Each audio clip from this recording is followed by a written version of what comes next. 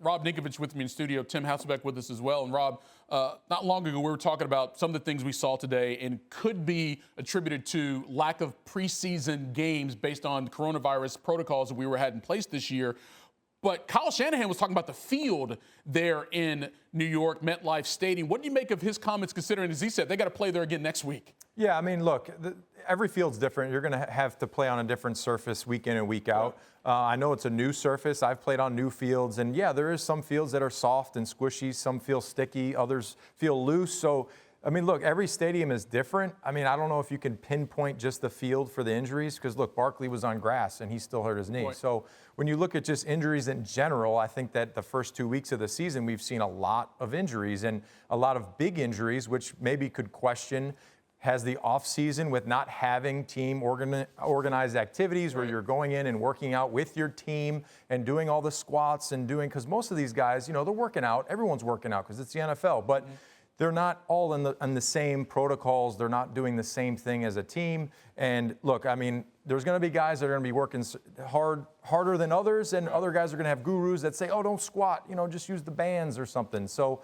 you know, for me, I just think that it could be just general conditioning of each player that could play a part in some of these injuries. Tim, we have to admit that we thought this could be an issue this year because of the lack of team activities that Rob was referring to there. What do you make of what we've seen so far here in these first couple of weeks in terms of these injuries? Yeah, I think Rob makes a really good point. You know, guys are at home working out and using the bands, as he says. I think some guys started following the Instagram workouts rather than maybe what their team was going to have them do. But, yeah, that's part of it. You get into football shape. You kind of train yourself, and you have people that are experts, and they know what you're doing each and every day, and they know how you're practicing. And to go kind of from this situation where, you know, basically training camp was meetings for the first week, and then you got into it, and before you know it, you know, you're maybe playing 60 snaps in a football game.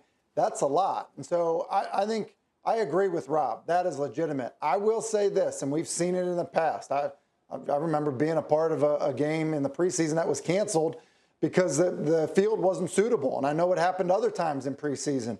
And we've had people complain about stuff in the regular season in terms of the situation out on the field and it being safe for players. And so I don't know about the turf, you know, today for that football game, if it was in fact new, if other people had played on it. But I don't think that will go away quietly considering the injuries that happened to the 49ers and how they feel about it.